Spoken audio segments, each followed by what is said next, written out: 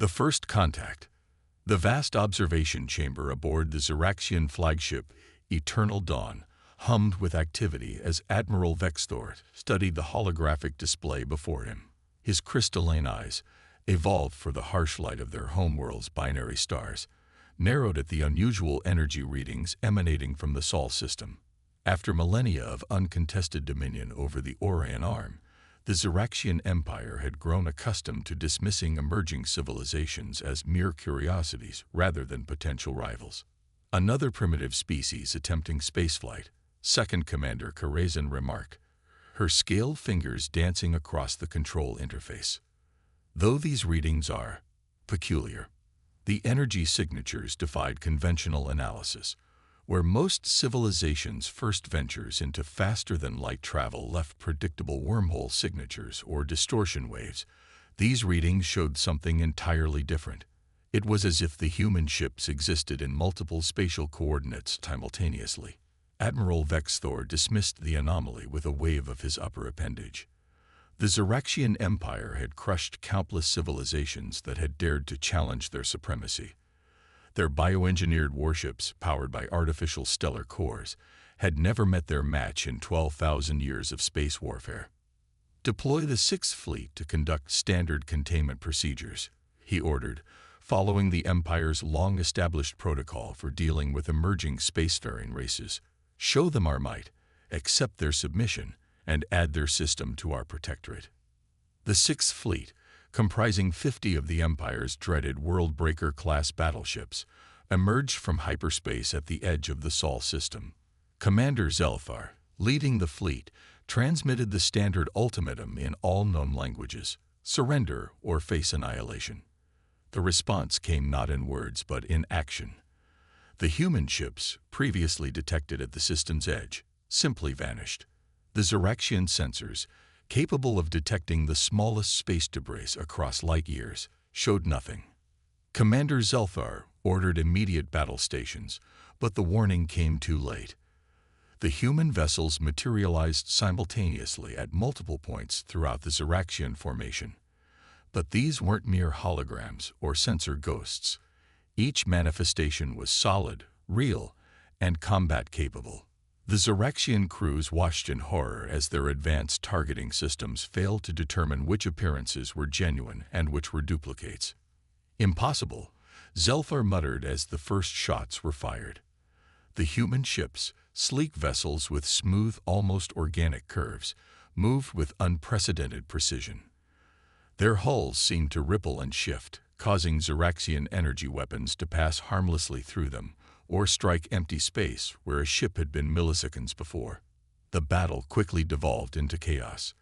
The Worldbreaker-class ships, each capable of reducing a planet's surface to slag, couldn't land a single hit on their adversaries. Meanwhile, the human vessels struck with surgical precision, their weapons bypassing the Xeraxians' most advanced shields as if they didn't exist. Back aboard the Eternal Dawn, Admiral Vexthor received the desperate transmissions from his dying fleet. The holographic displays showed the impossible: 50 of the Empire's finest warships being systematically dismantled by an inferior force using technology that shouldn't exist. "This cannot be," Karazin whispered, her scales paling to a ghostly white. "Their civilization is barely 1,000 years old. They shouldn't have mastered quantum mechanics at this level." But the evidence was undeniable. The humans hadn't just mastered quantum mechanics, they had weaponized it in ways the Xeraxians had never imagined possible. Their ships existed in a state of quantum superposition, allowing them to be everywhere and nowhere simultaneously. Traditional combat tactics were useless against an enemy that could literally exist in multiple realities at once. Within hours, the Sixth Fleet was reduced to drifting wreckage. The few survivors spoke of weapons that ignored the laws of physics, of human ships that could split into dozens of identical copies, each as deadly as the original. They described watching helplessly as their mighty warships were torn apart by enemies they couldn't effectively target or damage. Admiral Vexthor stood motionless before the strategic display, his proud bearing shattered by the reality of what he had witnessed. In a single engagement, Humanity had not only survived first contact with the Xeraxian Empire, they had decimated one of its most powerful fleets. "Send word to the High Council," he ordered, his voice heavy with the weight of history. "We have encountered something unprecedented." The humans, he paused, struggling to accept what he was about to say. The humans are not merely another species to be conquered. They possess technology that makes our greatest achievements look primitive by comparison. As the message was transmitted across the Empire's vast network of quantum relays, the Admiral knew that everything was about to change. The Xeraxian Empire's age of unchallenged dominance was over. Humanity had arrived on the galactic stage, not as another race to be subjugated, but as a force that would reshape the very foundations of interstellar warfare. In the debris field that had once been the Sixth Fleet, a single human ship materialized. Its hull rippled with patterns that seemed to defy reality itself, a visual representation of the quantum technology that powered it. The message was clear. Humanity was ready for whatever the Empire would throw at them next. The game had changed, and the galaxy would never be the same. Empire's desperation. The great shipyards of Xerax Prime, once symbols of imperial might, now buzzed with frantic activity. What had begun as a simple first contact protocol had escalated into the greatest crisis the Empire had faced in 12 millennia. War Master Coldex watched as engineers and scientists worked tirelessly to modify their remaining fleets with experimental countermeasures against human quantum technology.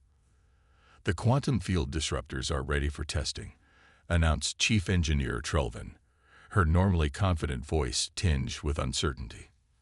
The massive devices, hastily retrofitted to their capital ships, were designed to force quantum wave functions to collapse, theoretically stripping human vessels of their advantage.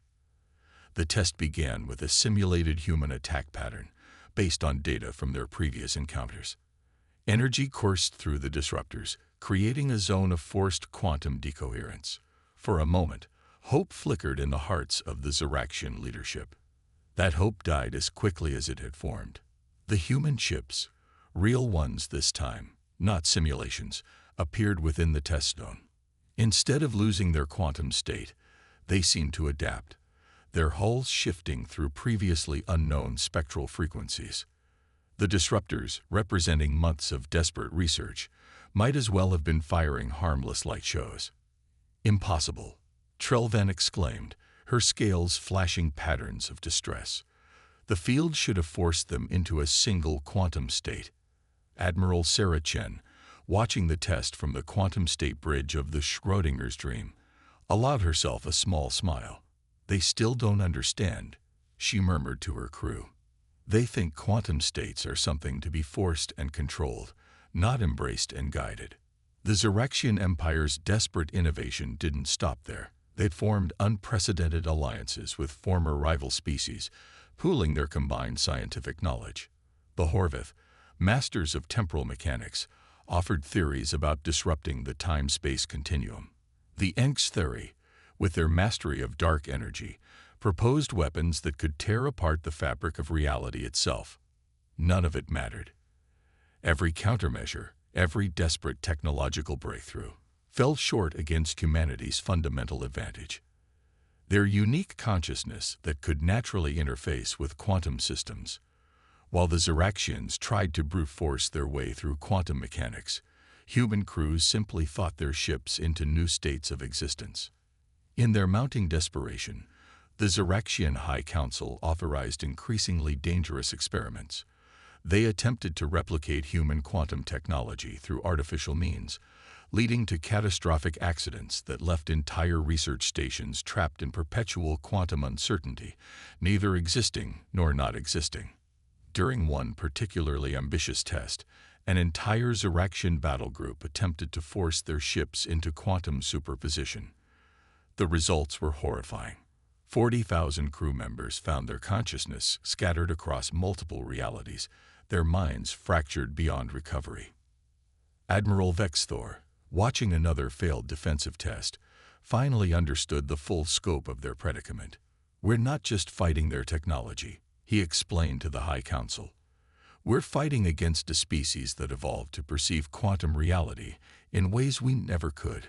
Our consciousness is too rigid, too classical. Theirs is naturally quantum. Meanwhile, humanity's influence spread throughout the galaxy. Their ships appeared simultaneously in multiple star systems, establishing diplomatic relations with species that had long suffered under Ziraxian dominion. The Empire's vassals, seeing an opportunity for freedom, began declaring independence. The Ziraxian leadership made one final, desperate attempt to turn the tide. They gathered their remaining fleets, over 10,000 ships, and equipped them with experimental weapons designed to tear open the quantum fabric of space itself. If they couldn't defeat the humans conventionally, they would make quantum mechanics itself unreliable within their sphere of influence. As the massive fleet assembled, Dr. Xenva made a terrifying discovery. The weapons, she reported to the High Council, her voice shaking. If we use them, they won't just affect human ships. They'll destroy the quantum underpinning of reality in this entire sector of space.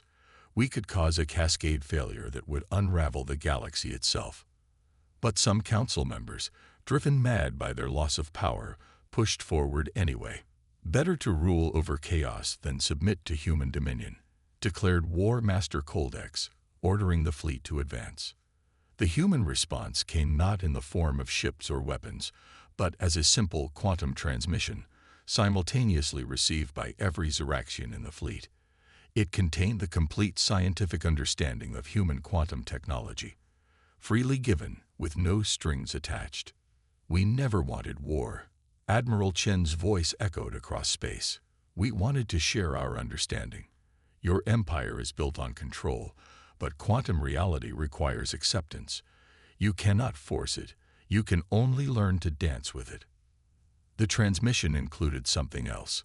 Proof that the Ziraxians, like all conscious beings, had the potential for quantum consciousness.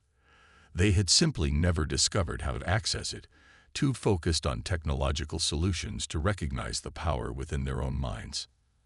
As the Ziraxian leaders absorbed this revelation, their mighty fleet hung motionless in space, trapped between their desperate plan and the dawning realization that everything they believed about power, about technology, about their own capabilities, had been wrong. The age of empirical force was ending. The dance of quantum consciousness was about to begin, and the galaxy would never be the same. The Battle of Proxima. The Proxima Centauri system blazed with the light of 10,000 ships.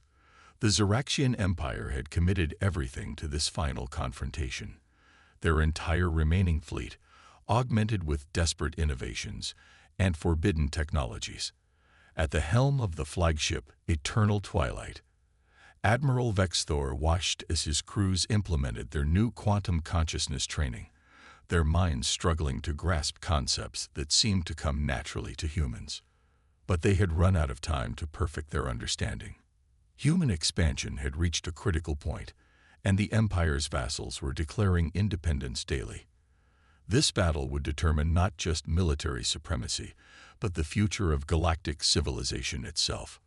Multiple quantum signatures detected, announced Kerezin, her scales now bearing the neural interface implants that the Empire had rushed into production.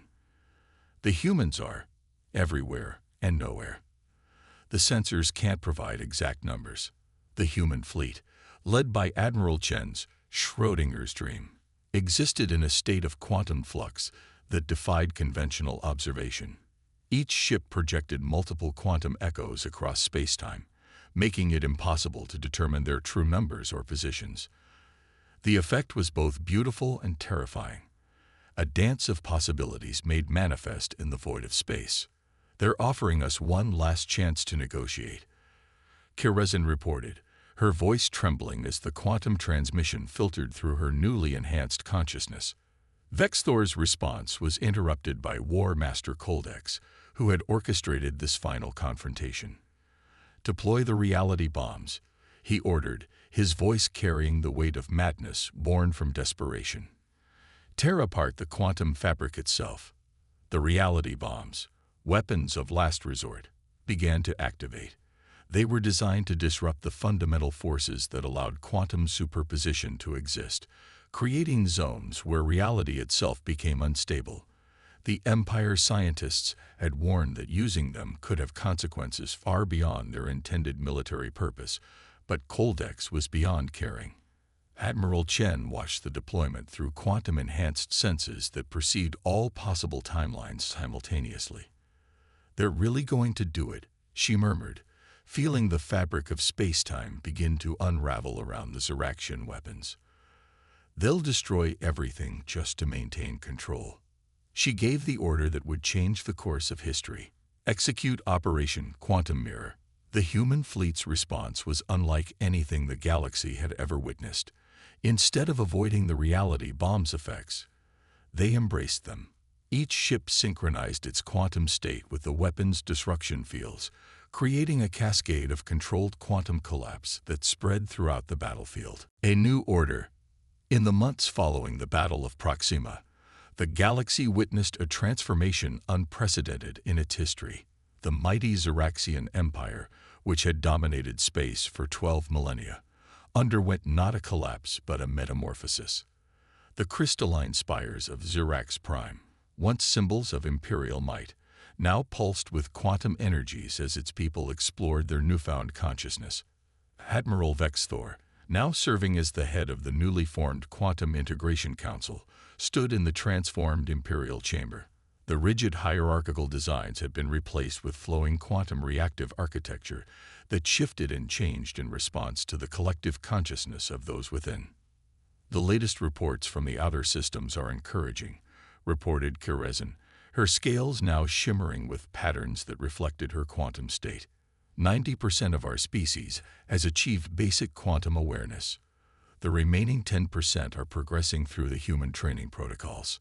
The humans, led by Admiral Chen, had established quantum consciousness training centers throughout former imperial space. What had started as a military advantage had evolved into something far more profound, a fundamental shift in how sentient beings perceived and interacted with reality itself. "Show me the collective consciousness network," Vexthor requested. The chamber filled with a stunning display of quantum connections, linking millions of minds across thousands of light years. Where once the Empire had maintained control through force and fear, now it was united through shared quantum awareness. The human fleet, no longer seen as invaders but as catalysts of change, had taken on a new role. Their ships, still dancing between quantum states, now served as mobile nodes in an expanding network of consciousness that transcended traditional spatial and temporal boundaries. Dr. Xenva, who had once struggled to understand human quantum technology, now led the Joint Human Ziraxian Research Initiative. "We were so focused on the technology," she explained to a gathering of species from across the galaxy, "that we missed the fundamental truth. Consciousness itself is quantum in nature. The humans didn't invent quantum navigation. They simply remembered what consciousness already knew." The transformation extended far beyond military applications. Traditional space travel began to give way to quantum tunneling as more species awakened to their quantum nature. Trade routes that once took months to traverse could now be crossed in moments by ships and crews existing in quantum superposition. But perhaps the most profound changes were cultural.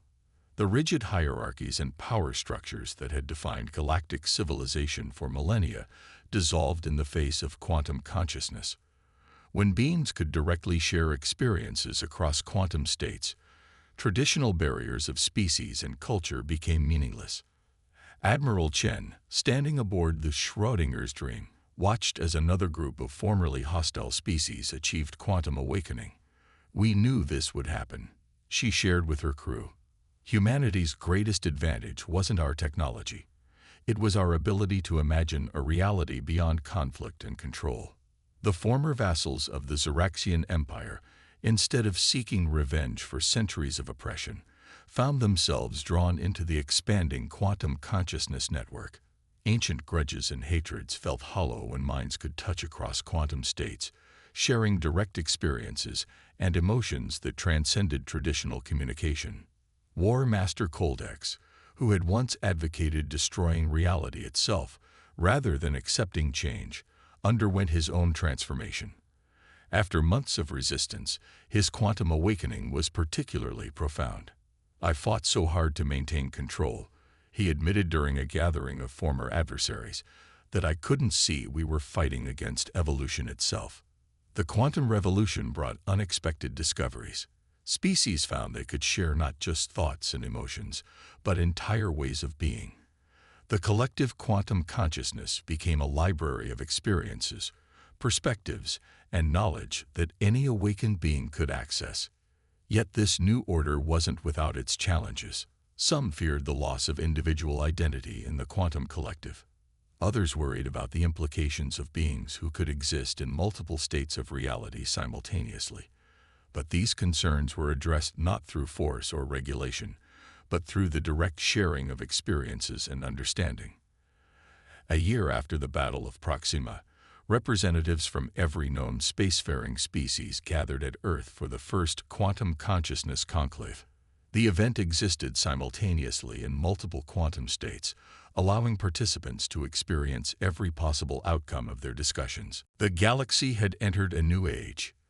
The quantum nature of consciousness had revealed itself not as a weapon of war, but as a path to transcendence. The human ships that had once terrified the mighty Xeraxian Empire now served as teachers and guides, helping species across the galaxy awaken to their true potential. As the conclave drew to a close, the assembled beings experienced a moment of shared quantum consciousness that transcended all boundaries. In that moment, they understood that this was not the end of history, but the beginning of something far greater. An age where the very nature of existence itself was open to exploration and understanding. The empire of force had given way to the civilization of consciousness, and the dance of quantum reality was just beginning. The quantum advantage. The emergency session of the Xeraxian High Council cast long shadows across the crystalline chamber of the Imperial Palace. 12 of the Empire's most powerful leaders gathered around a table that displayed a holographic reconstruction of their recent devastating defeat. Admiral Vexthor stood before them, his scales dulled with exhaustion after days of continuous strategic analysis. "These readings confirm our worst fears," he reported, manipulating the hologram to show the quantum signatures of the human vessels. "Their ships don't just use quantum mechanics. They exist in a state of quantum supremacy. Each vessel is essentially a macro-scale quantum computer, capable of maintaining coherence across its entire structure."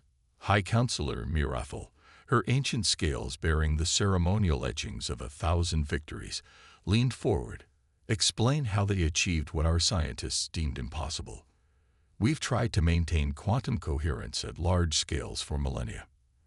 The answer came not from the Admiral, but from Dr. Xenva, the Empire's leading quantum physicist, who had been summoned from the Science Academy. "The humans approached the problem differently," she explained, her voice trembling with a mixture of fear and admiration. "Where we tried to force quantum effects to scale up, they found a way to make matter itself exist in a quantum state." The hologram shifted to show detailed scans of a human warship. Unlike the angular, aggressive designs of Xeraxian vessels, human ships were smooth and almost liquid in appearance.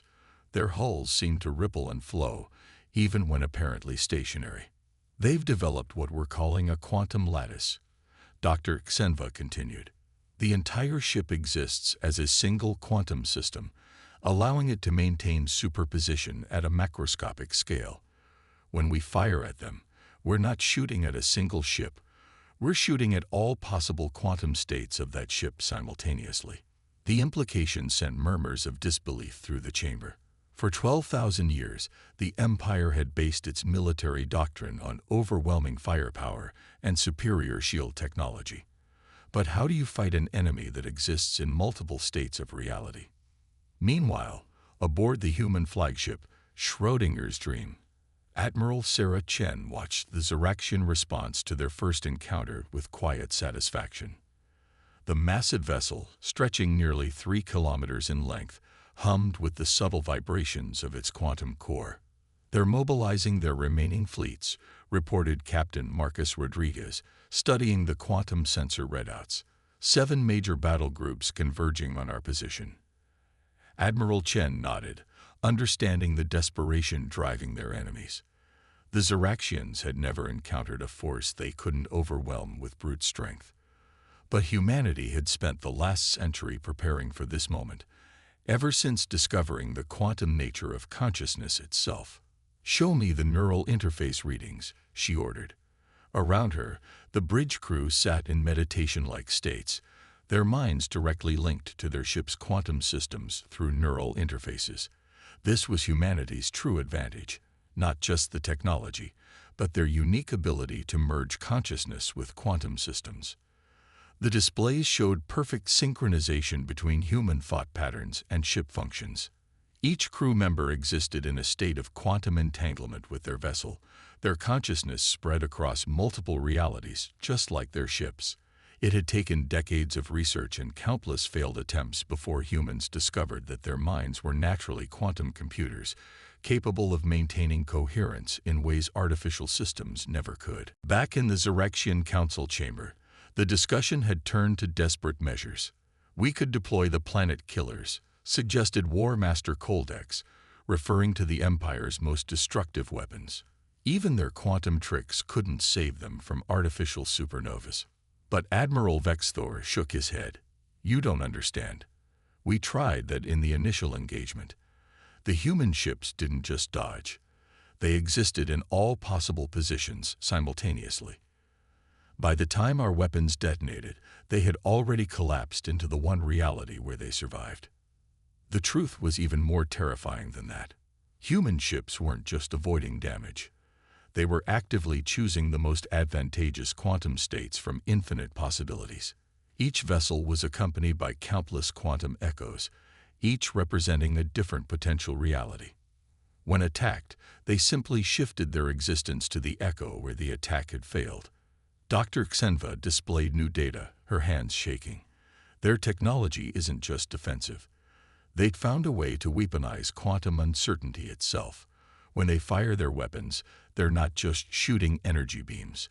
They're collapsing quantum probability waves in ways that ensure their attacks succeed. The implications were clear. The Empire wasn't just facing superior technology. They were fighting an enemy that had fundamentally altered the rules of warfare. Every strategy, every tactic they had developed over millennia of conquest was useless against an opponent that could choose which reality they existed in. As if to emphasize this point, alarms suddenly blared throughout the Imperial Palace. On every display, quantum signatures flared as human ships appeared simultaneously at multiple points throughout the Ziraxian home system. They had bypassed the most heavily defended borders in the galaxy not through force, but by simply choosing to exist where the defenses weren't. Admiral Chen's voice echoed through every communication channel in the system. "We offer you one chance to negotiate. The age of empire is over. The quantum realm belongs to humanity." The Ziraxian leaders looked at each other in shocked silence. For the first time in their history, they faced not just defeat, but obsolescence. The universe had changed, and they hadn't even seen it coming. The quantum advantage had changed everything, and the battle for galactic supremacy was about to enter a phase that would redefine the very nature of warfare itself.